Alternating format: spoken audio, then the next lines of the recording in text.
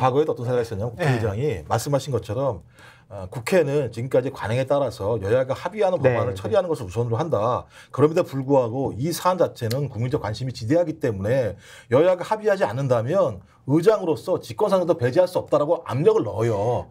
왜냐하면 이게 예를 들면 한 번만 협의한 게 아니라 매우 오랫동안 협의된 사안인데 계속 내버려 두면 여야는 합의를 못하니까 그렇지. 의장의 마지막 수사는 직권상정이잖아요. 다른 게 아니라. 그러니까 내가 의사일정을 변경해서 직권상정도 할 수 있으니까 아니 국민들이 이렇게 많이 요구하는 상황이니까 처리해야 될 거 아니야. 처리 안 하면 국회가 논다는 얘기 들을 거 아니야. 그러니 내가 이렇게 저희 국회에서 하지 않았던 의사일정 변경에 따른 직권상정을 하지 않도록 합의해오지 않는다면 나는 어쩔 수가 없어라고 얘기는 해야 될 거 아니에요. 근데 교수님, 그러한 상황이 자칫 잘못하면 국회에서 다수 의석을 차지한 정당이 일방적으로 국회 운영을 할 수 있기 때문에 그건 맞아. 직권상정에 대한 규정도 되게 엄격하게 했잖아요. 전시사변 등 비상사태, 천재지변, 그리고 여야 협의와 합의에 의해서 직권상정할 수 있다라고 대단히 제한적으로 규정을 해놨어요. 법에 규정되어 있는 것을 넘어서 가지고 자의적으로 판단하는 것이 과연 이게 민주주의냐라고 묻고 싶어요. 의원들 20여 명 이상이 발의를 해서 제안을 하게 되면 의사일정을 변경할 수 있어요. 의견을 갖다가 의사 내용에 대해서 일정 변경을 할 수 있게 돼 있어요. 아니 그게 아니라 직권상정 얘기하는 거잖아요. 그러니까요. 저는 이게 김진표 의장의 행태가 한국의 그 원로 정치인들의 구태의연한 특정 세력 지키기와 거의 비슷하다라고 봐요. 그러니까 기득권 지키기의 행태하고 거의 비슷하다고 보는데 저는 김진표 의장 인터뷰를 꽤 많이 한 사람 중에 하나거든요. 이분 경제부총리 할 때도 했었고 과거에 종교인들 민주당에서 종교인들 세금 내는 거 있지 않습니까? 세금 내는 거 앞장서서 반대했던 분이 이분이 유명한 장로시잖아요. 맞아요. 예, 그래가지고 잡고 MBC 인터뷰를 한 30분 40분 인터뷰를 한 적이 있어요. 근데 이분이 말하는 원칙에 관해서 본인의 상당히 좀 크리스찬으로서의 어떤 교회나 사찰도 마찬가지입니다. 어떤 종교인들의 이익을 지키는 것과 일반 국민들이 요구하는 것들 이거 사이에서 이분이 한 행태는 그때도 종교 단체는 세금 걷는 거 못하게 법을 만들었었거든요. 그리고 종교인들 세금 그나마 조금 세금 내는 거 그것도 끝까지 반대를 하셨던 분이에요. 그러니까 이분이 하는 지금 행태가 이거는 기존의 질서 있잖아요. 기존의 질서. 응?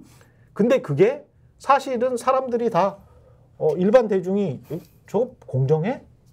불공정한 것 같아. 그리고 이미 말이 됐어. 종교세 같은 경우도 굉장히 많이 말이 됐잖아요. 수십 년 말이 된 거예요. 이분 끝까지 지켰거든. 그거는 신념이니까. 근데 그 원칙이 일반 원칙이냐 아니면 본인만의 원칙이냐 이건 나는 좀 이상한 것 같다는 거지. 이분 하는 행태가. 그리고 민주당도 이게 지금 민주당이 이런 분을 뽑는 DNA가 있어. 그렇죠. 있어요.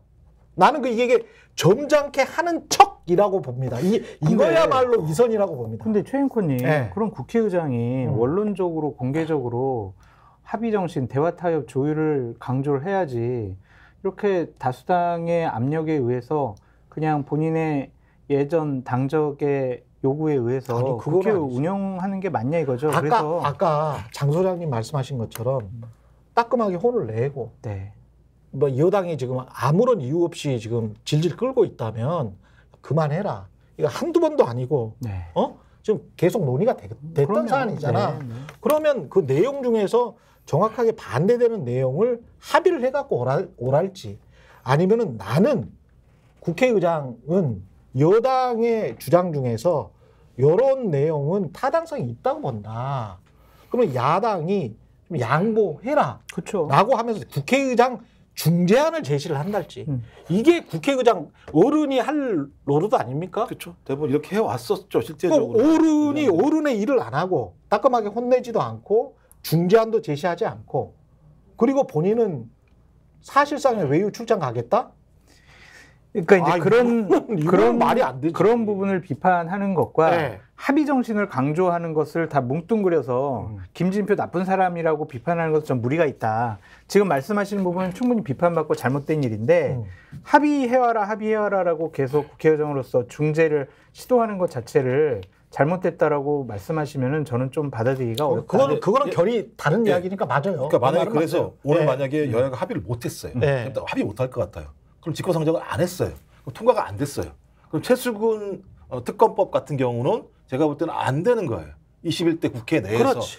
그러면 그러니까 구조적인 의석수라고 하는 형식과 국민의 60, 70% 정도가 통과시켜야 된다라고 하는 이 법률 사이에서 국회의장은 어떤 선택을 하는 것이 맞는지에 대한 철학적 고민을 해야 되는 거예요. 그렇습니다. 그렇죠. 근데 그럼 국민의 60, 70%가 이것을 꼭 통과시켜서 의혹을 풀어야 된다고 생각이 드는데 여야가 정치적 입장 때문에 합의가 안 되는 사안은 그럼 그냥 고정적으로 국회의장의 정치적 중립 의무에 의해서 통과가 안 되는 게 맞는 것인가에 대한 고민을 이제 해보자라는 얘기를 드리는 것이고 옳으신 말씀. 김진표 국회의장은 계속 그런 방식으로 지금까지 자기의 국회의장직을 수행해 왔다는 거죠. 전 그렇다면 그 국회의장직이 올바른가에 대한 고민이 분명히 있는 거고 그런 차원에서 계속 야당 입장에서 압박을 하는 거죠. 직권상정 해달라고. 근데 전 그 요구가 문제가 있나?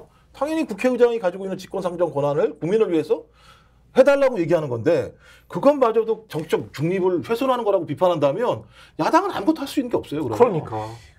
거듭 말씀드리지만 직권상정에 대한 엄격한 규정에 맞는 것이냐라는 것과 요구하는 수준을 넘어서 가지고 김진표를 막 그 비속어를 써가면서 비판을 하고 욕하는 것은 좀 다른 차원의 문제라는 좀 생각이 드는 거예요. 그래서 저는 어떠냐면 오늘 합의를 강조하고 안 되면 본인 외유 취소해야죠. 취소하고. 그렇지. 네. 그렇지. 다시 뭐 임시국회 열든지 아니면 본회의를 날짜를 다시 잡아가지고 밤을 새도 그날까지 당신들 합의 안 하면 나는 이 부분은 정말 직권상정에서 처리할 수밖에 없다라고 여당 원내대표에게 추후 통첩을 하든지 해서 국회에 산적된 여러 현안 문제를 해결해야지 그거 안 하고 외유 나가면은 이거는 그때는 정말 비판받아야 되죠. 잘못된 행동을 한 거.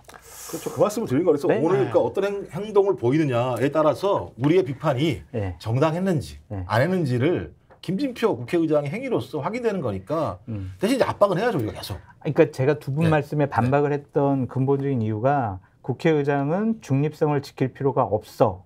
기계적인 중립성은 국회의장의 의무가 아니야 라고 말씀하셨다라고 전 이해가 돼가지고 그냥 요런 국회의장이 중립성을 안 지키면 어떡하냐고 심판이. 저도 크리스찬이어서 교회를 다니는 사람이어서 김진표 의장님한테 그런 이야기를 꼭 해드리고 싶은 거예요. 스픽스는 말하는 언론입니다. 대세는 유튜브, 그중에서 스픽스. 좋아요, 댓글, 구독, 알림 설정. 여러분이 저희를 사랑해 주시고 우리가 여러분을 사랑하는 4가지 방법입니다.